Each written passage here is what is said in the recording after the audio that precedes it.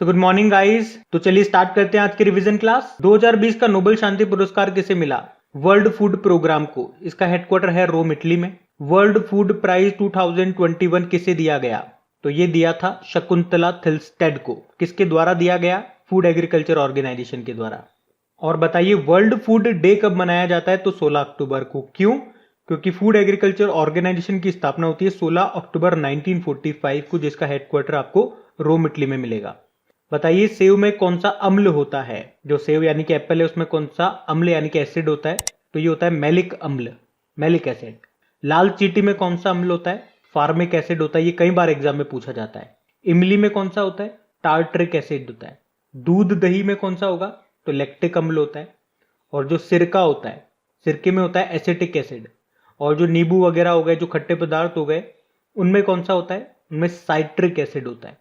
और जो खट्टे पदार्थ हो गए उनमें कौन सा विटामिन होता है? तो विटामिन सी होता है, जिसको बोलते हैं एस्कॉर्बिक एसिड। और सिरके में कौन सा होता है? सिरके में एसिटिक एसिड होता है। और नींबू जो या खट्टे पदार्थ जो भी हो गए उनमें कौन सा अम्ल होता है? साइट्रिक एसिड होता है। और जो खट्टे पदार्थ हो गए इनसे भी याद रख लो कौन सा विटामिन होता है? विटामिन सी होता है। इनसे विटामिन सी मिलता है और विटामिन सी को एस्कॉर्बिक एसिड कहते हैं। और इसकी कमी से कौन सा रोग होता है? मसूड़ों से खून आने लगता है, जिसको स्कर्वी रोग बोलते हैं। और हाँ गाइस, देखिए इंडिया के टॉप बैंक के एडुकेटर्स एक बार फिर अनअकैडमी पर आपके लिए ला रहे हैं ढेर सारी फ्री क्लासेस। तो अनअकैडमी की हर क्लास कंडक्ट की जाती है आपके बैंक की हर परीक्षा की तैयारी को और भी ज्यादा मजबूत करने के लिए। और ये सारी फ्री क्लासेस आपको मिलेंगे अनअकैडमी पर, जहां पर आप अपने फेवरेट टीचर के साथ अपने घर से अपने पर्सनल शेड्यूल के हिसाब से पढ़ सकते हैं। और अनअकैडमी की हर क्लास आप लाइव नहीं तो बाद में रिकॉर्डेड सेशन के द्वारा भी अटेंड कर सकते हैं। और अगर आप चाहें तो क्लास को डाउनलोड करके ऑफलाइन भी देख सकते हैं। और आप लाइव क्लास में आस्क अ डाउट फीचर के द्वारा टीचर से अपने डाउट भी क्लियर करवा सकते हैं। और आप लाइव क्विजेज और टेस्ट सेशन भी अटेंड कर सकते हैं, जहां पर आपको अपनी लाइव रैंकिंग भी देखने को मिलेगी। और अनअकैडमी पर टोटल 12 भाषाओं में क्लासेस कंडक्ट होती है। तो आप अपनी फेवरेट भाषा में क्लास अटेंड कर सकते हैं।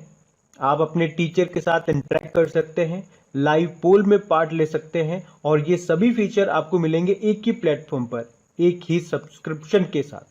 तो आज ही सब्सक्राइब करें अनअकैडमी पर और इन सभी बेनिफिट्स का लाभ उठाइए।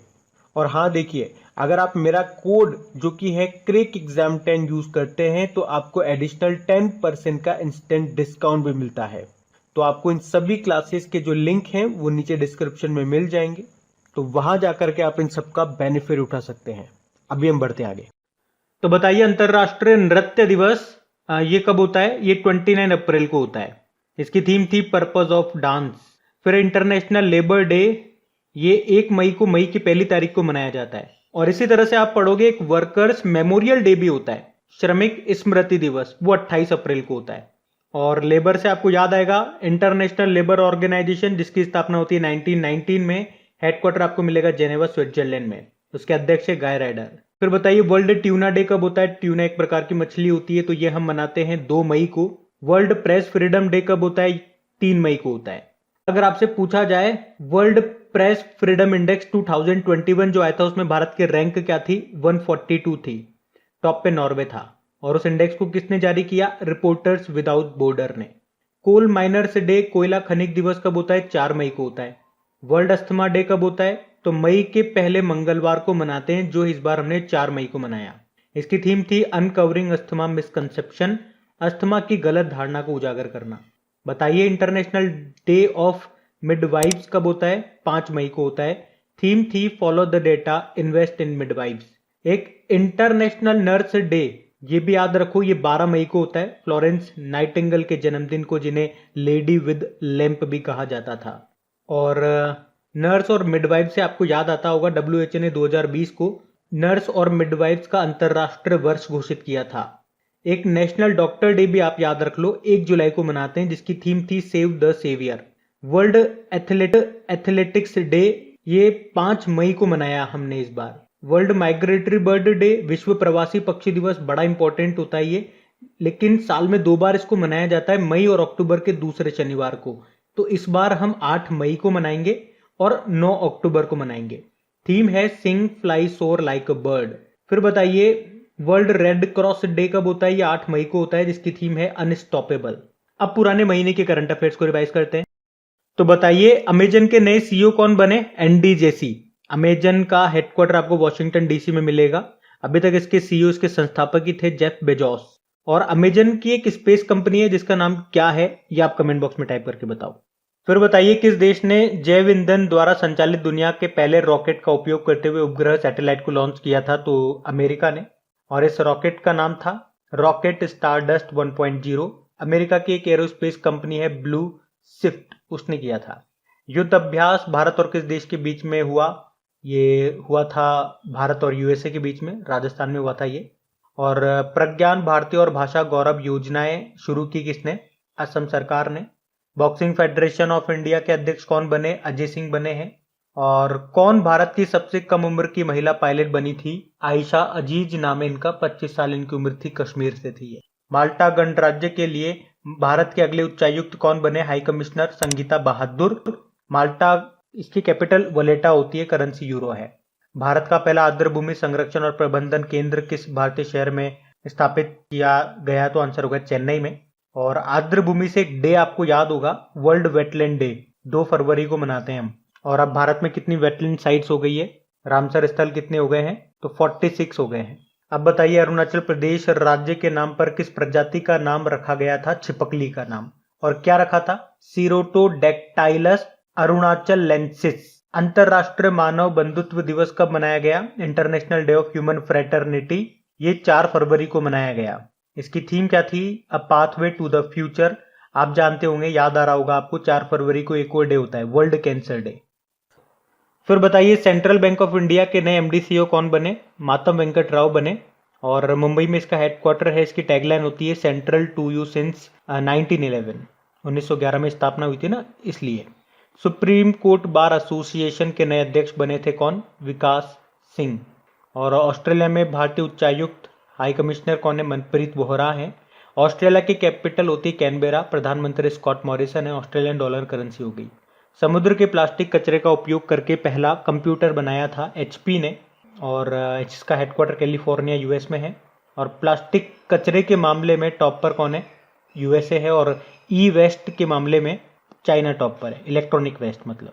अब बताइए इंडियन एयरफोर्स की एरोबैटिक डिस्प्ले टीम ये किस देश के स्मारक एयर शो में भाग लेगी? तो श्रीलंका। श्रीलंका के प्रधानमंत्री गोतबाया राजपक्षे हैं। 2 कैपिटल आपको मिलेगी। इसकी कमर्शियल कैपिटल कोलंबो है। इसकी एडमिनिस्ट्रेटिव कैपिटल है श्री जयवर्धनेपुरम कोट्टे। अच्छा बताइए किस देश में विश्व का पहला प्लेटिपस अभ्यारण्य शुरू हुआ? प्लेटिपस एक प्रकार का जानवर है जो कि क्लाइमेट चेंज के कारण विलुप्त होता जा रहा है, तो ये शुरू किया गया था ऑस्ट्रेलिया में। पश्चिमी नौसेना कमान के नए प्रमुख बने थे आर हरि कुमार। फिर बताइए 78th गोल्डन पुरस्कार में बेस्ट पिक्चर ड्रामा का पुरस्कार जीता था नोमैडलैंड ने। ऑस्कर में भी ये विजेता रही है। और अंतरराष्ट्रीय योग महोत्सव का उद्घाटन किस राज्य में किया गया? ये किया गया था उत्तराखंड में, उत्तराखंड के ऋषिकेश में। आप जानते ही हो अंतरराष्ट्रीय योग दिवस हम 21 जून को मनाते हैं। और केरल के मुख्य सचिव बने थे वीपी जॉय। फिर बताइए प्रेस सूचना ब्यूरो के प्रधान महानिदेशक बने जयदीप भट्टनागर, इनका नाम है, प्रेस इंफॉर्मेशन ब्यूरो के। अब कल के करंट अफेयर्स को रिवाइज करेंगे। तो देखिए पहला प्रश्न क्या है? टोक्यो पैरालंपिक 2020 में मनीष नरवाल ने 50 मीटर मिक्स्ड पिस्टल में कौन सा पदक जीता? तो आंसर होगा गोल्ड मेडल जीता। ये भारत का तीसरा गोल्ड रहा। इससे पहले 2 गोल्ड किसने जीते थे? अवनी लेखरा ने, जो कि शूटर है, 10 मीटर एयर राइफल में जीता था। और सुमित अंतिल ने भाला फेंक में जीता था गोल्ड, 68.55 मीटर दूर भाला फेंक करके। इसके अलावा एक और नाम याद रखना, सिंहराज अधाना, इन्होंने 50 मीटर पिस्टल में ही सिल्वर मेडल जीता है। और ये टोक्यो ओलंपिक में इनका दूसरा मेडल है।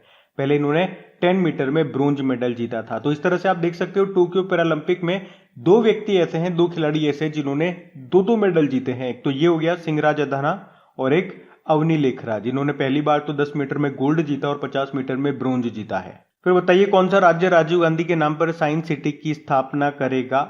महाराष्ट्र करेगा। अभी कुछ समय पहले इसने आईटी सेक्टर में पुरस्कार स्थापित किया था राजीव गांधी जी के पे ही। अभी असम की सरकार ने जो राजीव गांधी औरंग नेशनल पार्क था उसमें से राजीव गांधी का नाम हटा दिया। और आपको याद ही सही राजीव गांधी खेल रत्न पुरस्कार में से भी राजीव गांधी का नाम हटा दिया गया और मेजर ध्यानचंद का नाम रख दिया गया। बताइए भारत के नए उपचुनाव आयुक्त किसे नियुक्त किया गया? तो आंसर होगा श्रीकांत टी को। कुछ समय पहले एक और डेप्यूटी इलेक्शन कमिश्नर बने थे, क्या नाम है उनका? अनूप चंद्र पांडे। इलेक्शन कमिश्नर है कौन? सुशील चंद्रा है 24वें नंबर के। पहले नंबर के कौन थे? सुकुमार सेन थे। और पहली महिला में पूछेंगे तो वीएस रमा देवी। एलआईसी ने किस बैंक में 4% की हिस्सेदारी खरीद ली है? बैंक ऑफ इंडिया में। बैंक ऑफ इंडिया का हेडक्वार्टर मुंबई में मिलेगा। एमडी सीईओ इसके अतानु कुमार दास हैं और इसका टैगलाइन होता है रिलेशनशिप बियॉन्ड बैंकिंग। एलआईसी की बात करेंगे, इसका हेडक्वार्टर है मुंबई में। अध्यक्ष एमआर कुमार है। अब इसने आनंद नाम से एक मोबाइल एप्लीकेशन को भी लॉन्च किया था। बताइए राष्ट्रीय पोषण सप्ताह ये कब मनाया जाता है? तो आंसर होगा 1 से लेकर 7 सितंबर तक। 8 सितंबर तक आप जानते हो सितंबर को हम पोषण माह के रूप में मना रहे हैं। Digital skilling programme springboard launch करने की घोषणा की है किसने? इन्फोसिस ने, जिसका हेडक्वार्टर बेंगलुरु में है। संस्थापक नारायण मूर्ति हैं।